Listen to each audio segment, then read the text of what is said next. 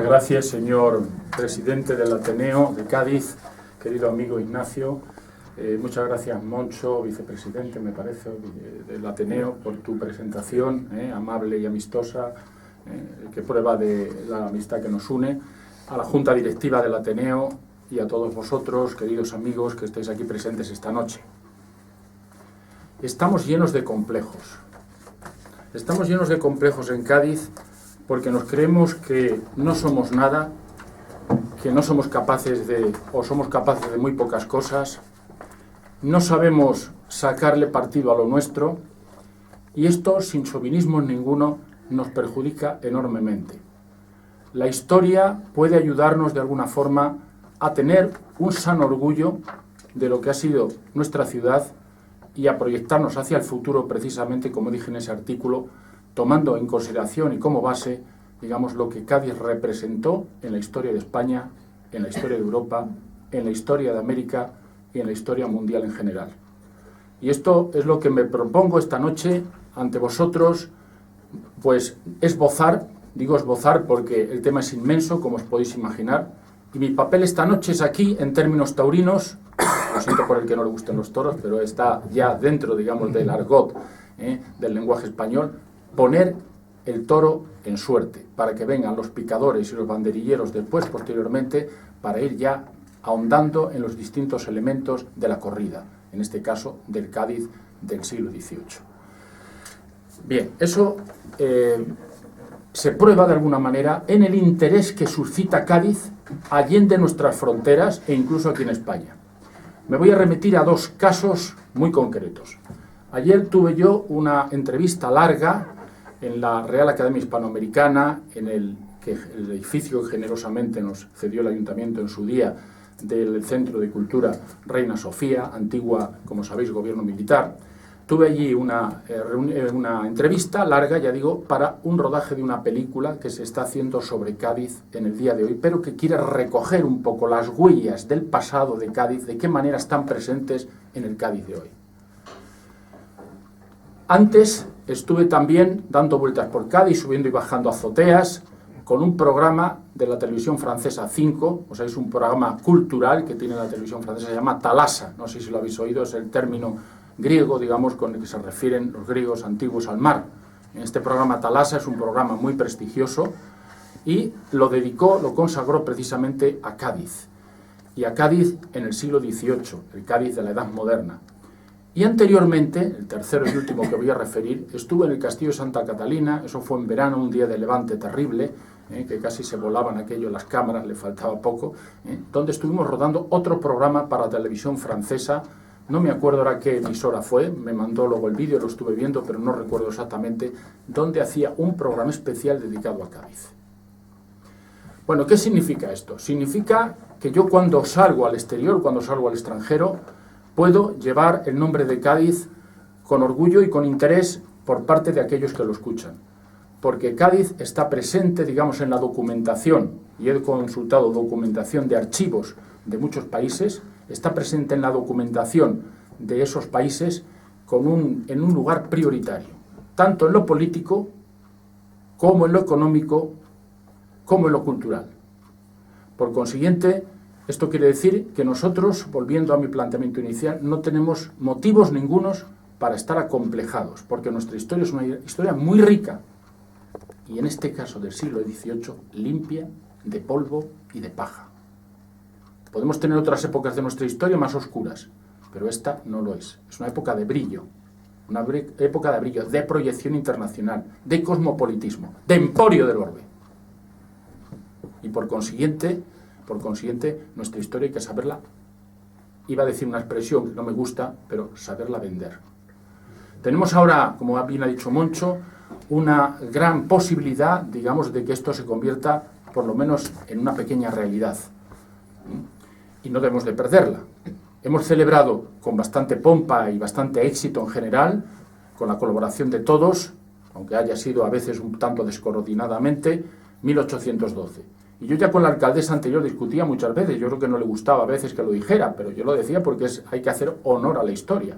1812 para Cádiz fue algo epidérmico, que no dejó apenas huella.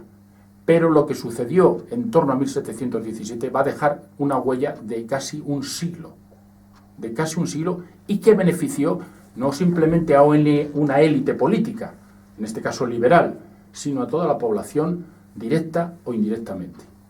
Y dieron una imagen de la ciudad que todavía queda, como hemos dicho, en la información documental de todos estos archivos. Luego, fijaros bien que no tiene parangón ninguno de los dos acontecimientos. Hemos celebrado 1812, bien celebrado está, magnífico, pero no podemos olvidarnos que 1717 y lo que hay en torno a 1717 fue para Cádiz y su bahía, que tenemos que meterla ahí, fue un acontecimiento de gran importancia y que congregó en torno a él o que permitió, digamos, influir en todo lo que es el área de la bahía y particularmente en la ciudad de Cádiz. Es Cádiz entonces cuando se convierte, y es curioso la unanimidad que hay en esto, es decir, los testimonios que he ido sumando a lo largo de mi periodo de investigaciones sobre Cádiz, que remontan ya a casi cerca de 40 años, 30 y tantos años, los testimonios que he podido ir recopilando del siglo XVIII son unánimes, los diga quien los diga. Yo no he visto en juicios sobre una ciudad y sobre sus habitantes una unanimidad tan grande. De que Cádiz en el siglo XVIII es una ciudad, es un emporio, de que Cádiz en el siglo XVIII es una ciudad única y que tiene una importancia enorme en el campo económico y en el campo económico fundamentalmente y particularmente comercial. Solamente selecciono tres testimonios de los muchos que podía seleccionar. Burgoyne, muy conocido por todos ustedes, por todos vosotros, habla de Cádiz y dice, es la cita de las riquezas de los dos mundos, es decir, de Europa y de América. Es esta posición de puente entre los dos mundos, y cito textualmente, lo que hace de ella centro de todo el comercio. Burgoyne no es español, no tiene por qué echarnos flores. Centro de todo el comercio, que se hace a las Indias occidentales, y por consiguiente, una de las ciudades más opulentas de Europa. No de España, de Europa. De Europa. El otro día, también en una conversación que tuve con un medio, no recuerdo ahora, de prensa también, creo que fue, les decía, y en esto la aportación de mi querido amigo Francisco Glicerio Conde ha sido muy importante, cómo Voltaire, el filósofo, estaba implicado, digamos, en el negocio gaditano. Cómo Voltaire estaba vinculado a Cádiz. Y yo hace tiempo descubrí documentos de cómo la zarina de Rusia, Catalina II, tenía inversiones a través de las compañías de comercio francesas en Cádiz con América. Esto nos prueba dos elementos muy distintos, dos territorios muy diferentes, pero todos unidos por el vínculo de que Cádiz atraía una población española y exterior muy importante, y sobre todo atraía, como vamos a ver luego después, negocio, dinero, en definitiva. El segundo testimonio es de un gaditano, de una persona próxima a nosotros, Francisco Manuel de Herrera, que le llama, aquí ya puede ser un poco parte interesada, pero no le falta acierto, el comercio mayor del universo, al que realiza Cádiz en el siglo XVIII. Estamos a principios del siglo XVIII, por los años alrededor del traslado de la Casa de la Contratación y del Consulado de Indias. No nos olvidemos que se está insistiendo mucho en el Casa de Contratación, el Consulado de las Indias, que agrupa a los comerciantes más poderosos españoles con América. No nos olvidemos que es un tribunal de comercio a la vez, ya lo pondría de manifiesto, me imagino, Jesús Maeso el otro día, un tribunal de comercio, que es también el que entiende los pleitos, por lo tanto, entre los comerciantes, que es el que controla en cierta manera, en detrimento cada vez mayor de la Casa de la Contratación durante el siglo XVIII, el comercio con las Indias, y que es el que articula toda esa presencia española o de los extranjeros a través de ellos con América. Pues estamos hablando de una institución muy importante y no debemos de olvidarnos de ella, el Consulado de Indias, que pasa junto con la Casa de la Contratación. Tercer y último testimonio, el más antiguo de todos, el que ya ha citado mi amigo Moncho, de Fray Jerónimo de la Concepción, que lo vio también con claridad. Estamos a la altura, cuando él lo dice, de 1600 a finales del siglo XVIII. Todavía no se ha producido el traslado, pero ya esto es el preludio, esto es el prólogo a lo que va a venir. Ya lo está viendo él de alguna forma reflejado. Y además nos da un dato nuevo, y es cómo depende la sociedad gaditana, cómo dependen los habitantes de Cádiz del emporio del orbe gaditano, es decir, del comercio de las Indias. Dice lo siguiente: la correlación existente, no teniendo Cádiz más fincas, habla un poco en términos barrocos, no teniendo Cádiz más fincas que la enta población de sus casas, no tiene más que casas, de ahí la inversión inmobiliaria que tienen casi todos los comerciantes. En Cádiz ya sabéis que hay una tradición grande de inversión en inmuebles. Es algo que llega hasta nuestros días. ¿Por qué? Porque no hay tierras. La gente que tiene dinero, ¿en qué invierte? Pues invierte fundamentalmente en inmuebles, que luego alquila, que luego vende o lo que sea. Esto ya es una cosa, digamos, crónica en la ciudad de Cádiz. Pues bien, dicen, no teniendo Cádiz más fincas que la enta población de sus casas, los que las habitan las casas, o son oficiales, o mercaderes, o navegantes, faltando el comercio. El oficial se refiere al artesano, saben que estaba dividido los gremios en maestros, oficiales, aprendices, oficiales, por lo tanto, faltando el comercio, el oficial no tendrá quien le pague su jornal. No tendrá quien le pague su jornal. El mercader ha de buscar dónde emplear sus mercaderías y el navegante ha de seguir a sus encomenderos, con que queda la plaza expuesta a despoblarse si no hay comercio. Y fijaros bien que en la historia de Cádiz se cumple a la perfección lo que Fray Jerónimo de la Concepción anuncia. Cuando el comercio se debilita en Cádiz y no da el salto a la industrialización, viene el momento del bache de Cádiz que se prolonga hasta nuestros días, con momentos evidentemente mucho mejores, otros peores, pero digamos que hay una línea común en que cuando el comercio empieza a fallar, empiezan a fallar también el resto de las actividades y por consecuencia repercute negativamente sobre la población de Cádiz. Hay el reto del salto a la industria, que ya no voy a abordar aquí, que es muy importante, el momento cuando la revolución industrial a finales del 18 se pone en marcha, si Cádiz es capaz de dar ese salto hacia la industria o hacia otras actividades que complementen o que sustituyan, digamos, cuando Cádiz deja de ser ya el emporio del orden. Pero eso es otro tema, que habrá que desarrollar en otro momento. Bien, por lo tanto, si miramos el siglo XVIII, nos encontramos, ya hemos dicho, desde 1717, oficialmente desde mayo de 1717, y tienen que converger la mayor parte, digamos, el cenit de los actos que se conmemoren el año que viene, si Dios quiere, en 1717, mayo. Bueno, pues en mayo es cuando se publica ese decreto, y bien, a partir de mayo se produce, digamos, lo que se denomina el gran impulso al comercio y a la vida de Cádiz, en general. Impulso que va a ser demográfico, que va a ser social, que va a ser cultural, que va a abarcar todos los ámbitos, digamos, de la vida, todos los ámbitos de la vida, hasta el religioso incluso, porque buena parte, si os fijáis, de las iglesias de Cádiz, cuando realmente se amueblan, se llenan de obras de arte importantes, va a ser y se transforman en cierta medida, es en el siglo XVIII. ¿Por qué? Porque corre el dinero, porque fluye el dinero, porque se invierte, porque antes los ricos, en vez de gastárselo en yates, solamente se lo gastaban también en inversiones en iglesias, en capillas y en estas cosas, que van enriqueciendo las iglesias. Bueno, pues tenemos, por lo tanto, a partir de ese momento, un crecimiento del comercio que está calculado, que ha sido ya calculado por los historiadores. Hay un pequeño bache a comienzo de siglo por la guerra de sucesión al trono español, a comienzo del siglo XVIII. Un bache como motivo de la guerra de sucesión al trono español entre la Casa de Austria y la Casa de Borbón triunfante. Cádiz se coloca en el bando de los ganadores, que es la Casa de Borbón, y luego de esa colocación en el bando de los vencedores va a obtener los frutos, digamos, de haberse situado en la posición, entre comillas, correcta, porque no quiere decir que los austrias fueran un desastre ni que fueron dos casas que litigaron entre sí y una de ellas ganó a la otra. Y la Casa de Borbón se instauró a partir de esos momentos en España hasta nuestros días, que como sabemos el rey actual es un rey de la Casa de Borbón. Pues bien, como estaba diciendo, hubo un pequeño bache. En 1702 un intento de ataque a la bahía, incluso a Cádiz, que se frustra, y como sabéis, dentro de la guerra de sucesión, y ahí se va a provocar, pues eso, una crisis, incluso una pequeña crisis demográfica, etcétera. Pero a partir de 1709 y hasta aproximadamente los años centrales del siglo XVIII vamos a contemplar ya un crecimiento del comercio, digamos, moderado. Y luego, entre 1750 hasta los años 80 del siglo XVIII, un crecimiento, digamos, imparable del comercio de Indias. Del registrado, porque una de las características crónicas del comercio gaditano es que va a ir acompañado, como todo gran comercio, por el contrabando. Por ejemplo, en los negocios de los seguros, las compañías de seguros. Es decir, ¿qué alternativa tenemos a la pérdida, a lo que se está produciendo? Las compañías de seguro, hay más riesgo en el mar, podemos crear estas compañías y ser nosotros.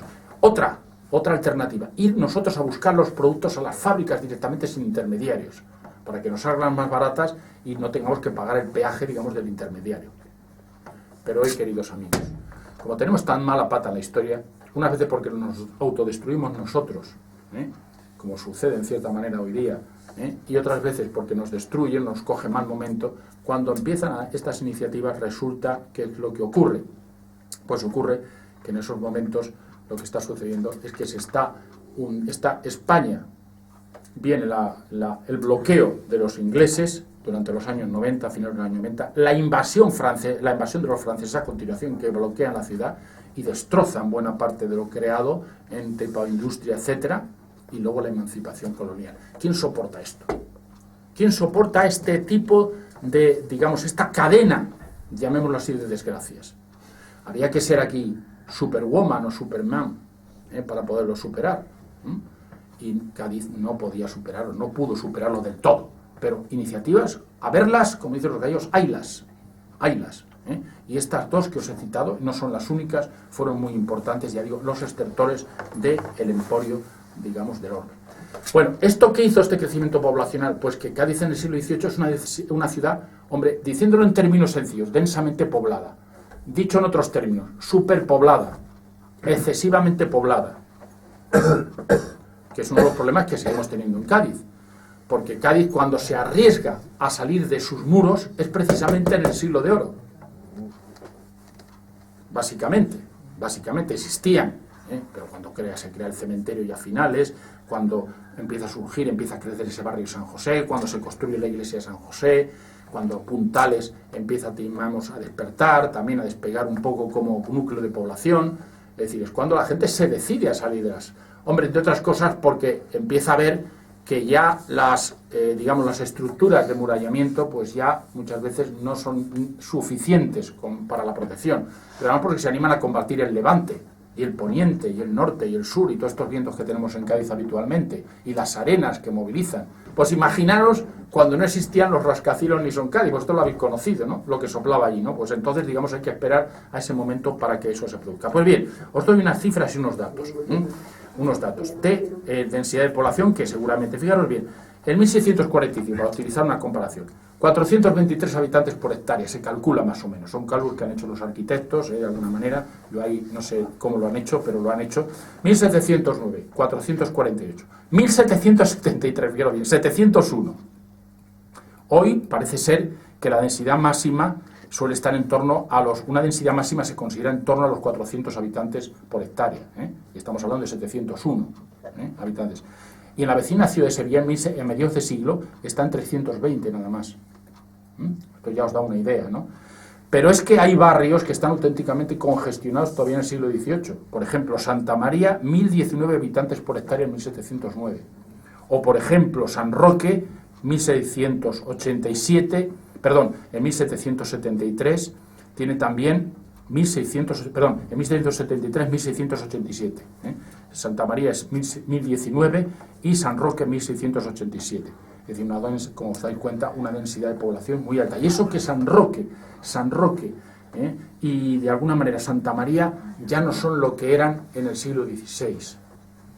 Siguen viviendo mucha gente, pero la burguesía ya se ha desplazado. La burguesía va buscando el puerto, va buscando áreas más amplias. Entonces empieza a desplazarse de esa zona, lo cual no quiere decir que no habiten todavía regidores, que habiten gente en esa zona. Pero es una zona muy de alta densidad de población. Bien, por lo tanto, esa va a ser una característica. Y la última que os voy a decir, para no cansaros, porque ya si empezáis a moveros en el asiento y eso, por el cansancio, pues hay que tener que ir acabando. La última cuestión que os voy a decir. Esto hace de Cádiz una ciudad única en el siglo XVIII, por su estructura social, su estructura profesional. Ya sabéis que las tasas, los porcentajes de población terciaria en Cádiz son incomparables con los de cualquier otra ciudad española, metiendo en ella Barcelona o metiendo las ciudades industriales que os podéis imaginar. La agricultura y la ganadería insignificantes prácticamente, y eso es una constante en la historia de Cádiz y particularmente en el siglo XVIII, una constante, fundamentalmente. Pero no solamente eso, porque podemos decir, bueno, que haya una población alta, mirad, lo importante es lo otro. ¿Cuáles son las utilidades que proporcionan un sector y otro? Eso es lo importante. Bueno, ¿y aquí qué nos encontramos? Pues evidente que un porcentaje altísimo, altísimo de las utilidades que se obtienen en la ciudad proceden del sector terciario. Proceden del sector terciario. Y dentro del sector terciario, pues hay no solamente comerciantes que van a las Indias, sino todo ese pequeño comercio que es tan desconocido todavía, pero que va a tener un papel muy importante en conexión con los grandes comerciantes. Les surten las tiendas, los grandes comerciantes también, parte de las mercancías se quedan aquí, esos tejidos de moda, etcétera, se quedan aquí en nuestras tiendas y por lo tanto son surtidos por estos grandes comerciantes, de alguna forma, y todo ese... Hombre, el sector servicios es importantísimo en Cádiz. Todas las casas de la burguesía mercantil dan trabajo a un servicio doméstico, un servicio muy importante, y también a personas especializadas en la ayuda a las casas de comercio. Por ejemplo, los contadores, por ejemplo, los que llevan los libros de cuentas. Por ejemplo, es muy apreciado en el siglo XVIII los conocedores de la ¿cómo se llama esto?, de la contabilidad por partida doble, porque no es todavía demasiado frecuente en el siglo XVIII, curiosamente. Entonces son muy cotizados. Y luego tenemos los cocineros, los lacayos, los criados, los domésticos, los recaderos, etcétera, etcétera. Hay un sector privilegiado dentro de ese servicio doméstico, que son los cocineros. Son muy valorados los franceses en el siglo XVIII, los italianos y los gallegos, que ya nos demuestran cómo hay una diferencia todavía que casi llega hasta nuestros días en cuanto a las cocinas, ¿no?, extranjeras, como todavía... Yo tengo ahora una hija por ahí, por Inglaterra. ¡Qué comidas! Madre mía. ¡Qué comidas! Entonces, vamos, nosotros somos una auténtica potencia culinaria con respecto... Uy, son las 9:15, tengo que terminar. Bien, entonces, termino ya. Funciones que Cádiz cumple en el siglo XVIII, el siglo de las luces, el siglo, digamos, como he dicho, del emporio y orden. Primera, ciudad terciaria, ya lo hemos dicho, fundamental para que funcione todo. Ciudad dentro de ciudad terciaria, ciudad de comerciantes. Atención, eso lleva como consecuencia ciudad débil en nobleza, de nobles, pocos nobles, no es una ciudad de nobles. Hombre, no tiene nada más que comparar la arquitectura jerezana, no digamos de cualquier pueblo de Sevilla, con la arquitectura de Cádiz. Los componentes marítimos que aparecen muchas veces sellando las casas en Cádiz. Bueno, por tanto, una ciudad con una débil nobleza, que se incrementa a base de la nobleza aburguesada. Cuando los Borbones hablen la nobleza, digamos, a los comerciantes, los grandes comerciantes, y empiezan a comprar títulos. Y entonces nos vamos a encontrar con una nobleza de nuevo cuño, advenediza, que no tiene nada que ver con la nobleza terrateniente, la nobleza de tierras, etcétera, que existe en el interior de Andalucía, que es otra de las grandes características. ¿Cuántos escudos nobiliarios veis por las casas, en los dinteles de las casas gaditanas? Se pueden contar con los dedos de las manos, seguramente no sobren dedos, escudo nobiliario. A verlos, haylos, pero compararlo con Sevilla, por ejemplo, o compararlo con Carmona o con Osuna proporcionalmente. Luego, ciudad, digamos, de débil nobleza. Ciudad entrepôt, almacén, que condiciona todo el urbanismo de la ciudad. ¿Dónde se ven estos almacenes? Pues se ven en las casas. Por eso la casa-puerta gaditana es tan amplia. Dice que pinta una calle. Siempre me llamaba la atención esto. ¿Por qué tiene esa casa? Porque eso lo explicarán mejor los arquitectos. Pero, hombre, porque abajo están los almacenes y las accesorías. ¿Por qué hay tanta accesoría Cádiz? Esas bóvedas de cañón que todavía que ya quedan muy pocas para depósito de mercancías. ¿Habéis visto esas? Bueno, en las mismas murallas, cuando pasáis a Puerta de Tierra, veis esos, digamos, cañones, esas bóvedas de cañón de medio punto, que sirven de almacenes, ¿no? Y que dan al Ayuntamiento de Cádiz una fuente de ingresos por el alquiler de esos almacenes. Se almacena en 3 sitios, ya lo hemos dicho, creo que lo he dicho antes. Barcos, almacenes del Ayuntamiento, sobre todo en la muralla. Qué pena que desapareciera la muralla no sé si esto los arquitectos lo podrán aclarar. ¿Dónde están las puertas la puerta de Sevilla con toda su ornamentación y la puerta del mar? ¿Dónde están los trozos de mármoles y todo eso que había allí? ¿Dónde se han ido a parar? Yo no tengo referencia de nadie, ni siquiera los más antiguos de la ciudad, que me hayan dicho dónde ha ido a parar todo eso. Pero en algún sitio tiene que estar. Seguramente alguien haya aprovechado. Hombre, desde que me encontré en un palacio, el cordobés, ¿de quién era? De los marqueses de Viana. Las puertas de la iglesia de San Agustín, Lausdeo. Las puertas de la iglesia de San Agustín. Yo cuando veis San Agustín, iglesia de San Agustín de Cádiz, y estaban ahí las puertas, las originales. Las de ahora empalidecen, no solamente porque son más nuevas, sino también porque están las pobres blancas, como la leche.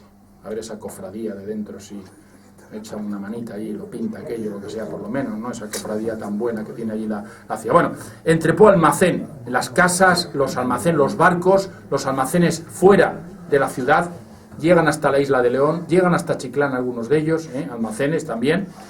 Cádiz, mercado de dinero.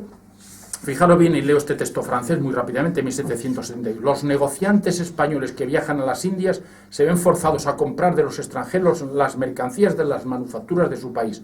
No siempre tienen dinero necesario para pagarlos al contado, las compran a plazos o a pagar al regreso con el producto de dichas mercancías. Y cuando el dinero les falta para pagar los gastos y derechos de embarque, los extranjeros se los suministran y ellos se obligan a devolvérselos una vez que hayan vendido sus mercancías.